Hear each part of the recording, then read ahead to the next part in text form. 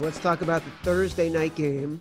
Speaking of the Eagles right now are what? 4-point underdogs. No, 4-point favorites. Majority of the money, majority of the bets coming in on the Eagles. The Eagles, to me, 2 weeks in a row now, played the Steelers hard with no real, they are banged up. They are not playing at full strength. Played the Ravens really hard, and the Ravens are a team, they should have blown the Eagles out. And the Ravens are a team that generally doesn't play down to their competition. So what I saw from the Eagles this week, especially like when it seemed like they were deactivating players and sort of giving in, just getting ready to play to win the division on Thursday night, really, really impressive. Yeah, and if you haven't hopped on Twitter in the last 24 hours, did you know that the NFC East is 5-18-1? People keep posting how bad the NFC East is. We all watch football. We know.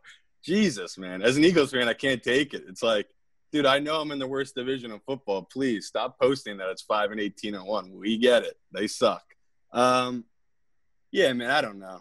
It's one of those where it's like, I want to fade the Giants because they just won, but like, did they really win that game? They kind of got outplayed by Washington, and they luckily got a strip sack, and they went for 2 at the end there. For some reason, I don't get why Washington didn't trust their defense to get a stop and go to overtime and then maybe get the ball back. And all you need is a field goal to win it. So, I don't know. Like the numbers, this should be 3. Like the Eagles aren't better right now than the Giants. They just lost Ertz. They just lost Miles Sanders. Those are two of their best weapons. When I watch game film, people really hate. Like I'm an Eagles fan. I hate Ertz right now. He's horrible. But when you watch the film, he's bracketed. He's always double covered. He's the only guy in our entire offense that gets double coverage. So we lost Ertz right now.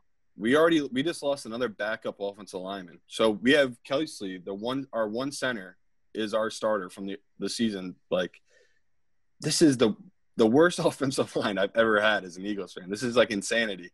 So I'm going to fade the public on a Thursday night. I'm going to take the points for the Giants, and I don't feel great about it, but I just think this is situational, and you're getting a good number here with 4. So I'm on the Giants. We are not putting this game in the contest. Psychologically, we cannot go into the weekend potentially 0-1 because we lost the Giants. Like find creative ways to because I loved the Giants this weekend. I think they were like a 2.5, and we had projections with them as 4.5-point favorites. And I loved them, and I'm like, I'm just done betting the Giants. Like they find too many creative ways to not cover. Daniel Jones just isn't good. So yeah, rolling the dice here by backing them, but right, we're not putting this in. Let's move on to the Sunday games, the 1 p.m. games. Immediately, this first game on the board, the Packers visiting the Texans. The Texans 3.5-point underdogs at home. A win in Romeo Crennel's first game. A disgusting, inevitable loss against the spread. The second they didn't convert that 2-point conversion to go up 8 with a minute left, every Texans better knew it was over. I texted you immediately and was just like, this is disgusting. This is a game that I think a lot of wise guys are going to peg because I feel like they're going to see an advantage in the Texans at 3.5 if you're getting that hook. What do you think? Nah. Really? No, man, like I told you, I was cool with taking Romeo Crennel like the first game, but I told you I was going to fade him the rest of the year. And like I was one of those on the Titan side that won that bet that shouldn't have won it, but it's just like this guy, man, I don't want to back him. And now this is a sharp number, like a home dog after a bad loss like that. But the way I'm looking at the Packers is they're good against these not that good teams, and they don't have the defense to stop Rodgers on Texas. So yeah, this could be a shootout, and that's why you might be getting a good number with that 3, but I have this at 4.5, so I think I'm getting a good number on Green Bay right now. So I'll be on the Green Bay side, but I can't fault people for taking Houston here. Wow, this makes me – my instinct would be automatically to bet the Texans. And as you know, I'm trying to grow. I'm trying to evolve. I'm trying to use the conversations we have to make myself a better person. Well, I'm not always going to be right, buddy. I know you're not going to be right, but you're bringing a different sensibility and perspective to me that I would have looked at this. It's almost like last week in the Lions game. I wasn't even thinking about the Lions. Like in a million years, I wouldn't look at the Lions as road favorites and be comfortable betting it. But we had a long conversation about it. You felt really strongly about it. Chris Raybon talked about it on the Action Network podcast with Stuckey, and he wrote about it on actionnetwork.com. Plug, plug, plug. Thanks, All good Chris. stuff. Yeah. And like, it all made sense. And so a game that I wouldn't have even considered was now a game that was sort of in my top 5, right? And we put it in the contest. I bet it separately. So now all of a sudden I got to think about this. Yeah, I'm trying to break you off these old school things where people would be like, oh, this is the sharp play of the week. Like, oh, the Jets last week, that was a sharp play of the week. It's like, who are these sharps? Like the sharps I know, like the dudes who really do bet on football, they're not taking that. Like maybe they'll take the Jets this week if it's Sam Darnold. That's a good number, a divisional game. But like with Flacco, it's just they throw the sharp tag out there like it's because they say the money or they see a bad team that people are betting on. It's just like, no, that's just people backing the Jets because they didn't believe in Miami. It wasn't sharp money coming in on them. But I don't know. This week, I definitely get what you mean. Like this Green Bay one, I might be stepping in. Like I stepped in it last week with the Rams going against the 49ers, which was just a classic spot where the 49ers, the line had moved 7 points. You always take the team that the line moved against at home. And I didn't because I just trust what I was watching. So I'm with you, man. I could be wrong here in Houston, but I do like the Packers in this situation against a Texans defense that cannot stop anybody. And they haven't played well against good teams this year. For the record, I didn't listen to you on the Rams, and I went all in on the Niners. Not only did I go all in on the Niners, I bet them on the money line. So that was a pretty good play, Millman. Nice job. Well, thanks, Simon. All right, so let's skip the Packers and Texans. Cowboys, the Washington football team. I don't know if there's that much to say. Like, I would not put this as a top 5 game unless you're looking at this and you're saying, whoa, Nelly, I got this rated at like Washington -3. Yeah, if you got money to burn, I took Washington and the Giants to win the division last week. I think the Giants were they might have been plus like 4,000 or maybe plus 3,000, and Washington was plus 1,500 maybe. I don't know. It's tough. It's tough here where I really like the Washington football team because I think that with Kyle Allen, they're not as bad as everyone thinks because their defensive front's so good. And the Cowboys, their biggest weakness right now in offense is their offensive line. So people out there betting, I get the bounce back spot for the Cowboys. Like they'll be much better than they were in that primetime game where they just couldn't stop turning the ball over. And they'll have some regression on that part. But I don't know. The way I'm looking at this number, it just feels like I should just take the money line with Washington. Just trust that D line is going to get way more stops and turnovers, and they're the better team than the Cowboys are right now. So I'm on the Washington side. Well, look, you already missed the best of the number. The game opened at 100%. 3. It's now at DraftKings. The game opened. Washington is a 3-point dog. Washington is now a 1.5-point dog. And this is a classic Pro-Joe game. Like the majority of the bets are coming in on the Cowboys. The majority of the money is coming in on Washington. That's why the line moved. So you're right. If you like this game, just bet the money line. Like that's it. It's probably what right now? It's probably like plus 120 maybe. Right. So just bet the money line and that'll be that. By the time the game kicks off, if you haven't bet it already, you might be getting that kind of – it might be even anyway. So next game. Lions, Falcons. This is really interesting because you've got two teams that did so well in the past week. The Falcons, to those of us who were paying attention, we were on them from the second Dan Quinn was fired. The Lions we talked about. We loved them last week against a very bad Jags team. I think the Falcons fall off a cliff this week, and you're giving me at DraftKings right now, the Falcons are 3-point favorites. The money is coming in on Detroit. The bets are coming in on the Falcons. I like the Lions in this game. Call me crazy. Oh, man, it's hard. You're probably right. If the number is at 3, I don't hate taking the Lions here, but I just prefer to take the Falcons at home against the Detroit team that just won on the road. It's really hard to win back-to-back road games, especially when you're not that great of a team. And I'm with you that the Falcons should be falling off a cliff here. But I'm more on the side that if Julio's playing and they got Ridley, they're going to be starting a groove here. I could see them pulling off a couple random wins here. So I'm going to back the Falcons here at home against the Detroit team that's riding high off a blowout win. So sorry. I come in with like really thoughtful analysis and seeing how the bookmakers, the public is going to look at this game and feel differently about these teams. And I'm looking at it from a psychological perspective, and you're giving me logic like, wait a second, the Falcons actually could be getting better right now. And the Lions are a bad team who beat up on a worse team. Now they're going to play a really good offense. All right. I'm putting the Falcons down, but I don't know if I want to put them in the contest. Let me just say that. It's hard to argue with that. We're going to come back. We're going to come back to it because how do I not want to bet the Bills as 15.5-point favorites against the Jets? It's up to 15.5. What is that? Hold on. Maybe it's 13.5. Maybe I just can't see. Okay. I saw it 12.5. All right. 13.5. I'm sorry. Okay. There we go. All right. All right.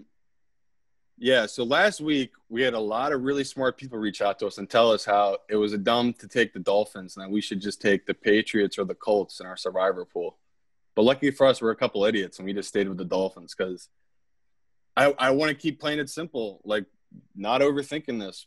In our survivor pools, we're going to be taking the Bills because they're off 2 losses, which, yeah, you could say, hey, maybe it's steamrolling right now and they're just a team that's falling apart. But I think this is the perfect opportunity for them to bounce back on weaker competition. So love the Bills in survivor pool. I love the Bills here on the number, especially if it's Flacco.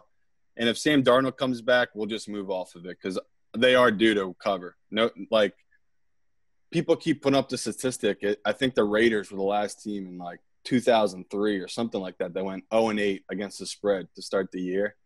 Right now we have 2 teams that haven't won against the spread in the Cowboys and the Jets. So I say we just keep riding the train and we put the Bills in our competition. Like this number doesn't scare me. If it stays under 14, I'm not too worried about this Bills number, especially against Flacco. Wow. Bills 2 touchdown. That's got to be unprecedented. Bills as 2 touchdown favorites on the road, and you want to put that in the freaking contest. That, by the way, that right there is going to cost a reviewer some money. Because that's going to be the one that we lose. But I'll do it. I like your gumption. Yeah, we've missed out, man. We should have just been fading the Jets every week. And every week we keep saying these lines are too high. We can't go against the Jets here like they're due. And every week they just keep getting blown out. So I say we just keep riding the train, man. Yeah, I mean, it literally cannot miss right now. As long as Flacco's a quarterback, that team is horrible. Panthers visiting the Saints. Panthers are 7.5-point road underdogs visiting New Orleans. I don't have a read on this game right now from a public perception. You know, I like to get in the minds of the bettors. That's what I do psychologically. I'm like a Svengali. I don't have a read on this one. What's your number say? What are the public betting on this Saints game? It's 7.5, right? Or is it 7? It's 7.5, and it's pretty split. It's 52-48 Saints. The money coming in on the Panthers right now. And I think that's sharp money because I'm with them. Oh, it's definitely sharp money. Yeah, I like that it's 7.5. Where we've seen from this Saints team that they're not that hard to defend. I mean, if you take away Kamara and you stack the lineup, I know Michael Thomas was to come back. But with no fans for the Saints, it's really affected them at home. We've seen how they haven't played great at home so far. And as long as that number stays at 7.5 and we get Teddy Bridgewater, who's just unbelievable covering as a dog, I like taking this. I like taking them here. I got this number at 6. So we're getting 1.5 of value. I like Carolina here. All right. I'll put it in. Listen, we've done great. We've done great betting on the Panthers in underdog situations. We wisely bet against them as favorites this week. I got no problem with this. Bengals. This is already making me nervous. Bengals, Browns. This game was a. Remember Joe Pesci. Remember Joe Pesci in Lethal Weapon 3? He'd go to the drive-thru, be like, drive-thru. They give you the wrong food. They the drive-thru. I feel like this was at the drive-thru game. Like the Browns, the last time these teams played on a Thursday night, they just let the Bengals drive right through everybody and score that touchdown that meant nothing to anybody except those of us betting on the game. Yeah. Now the Browns are 3.5-point favorites coming off a crappy game, getting totally exposed in the exact spot we thought they would against the Steelers. That game, might have been the easiest game to handicap this season so far. Yeah, and it's funny. Everything you said is so true about the Browns. But situationally here, I'm probably going to end up taking them. I have to know more about what's going on with Baker. I don't know if his ego's hurt or his ribs are hurt. I don't know which is the truth right now.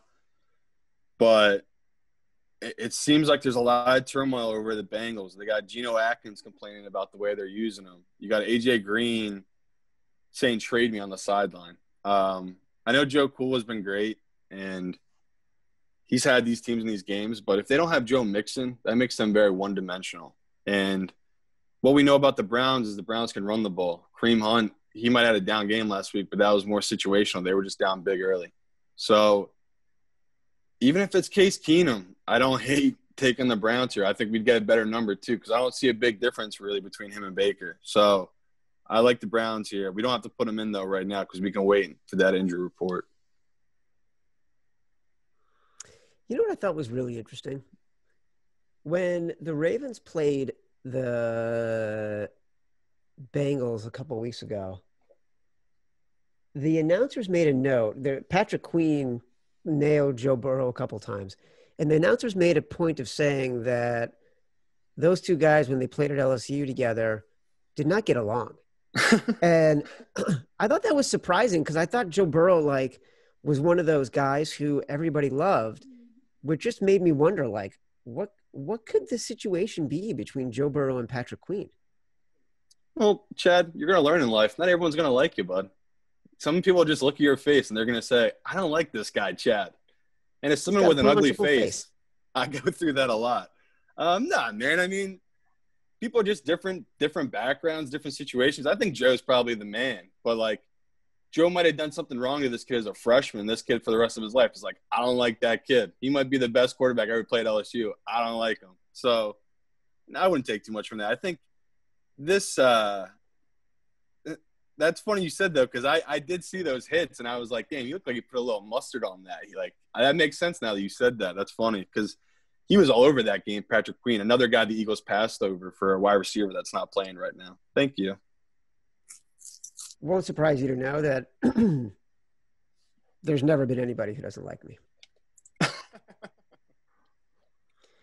Steelers on the road, 2-point favorites over the Titans right now.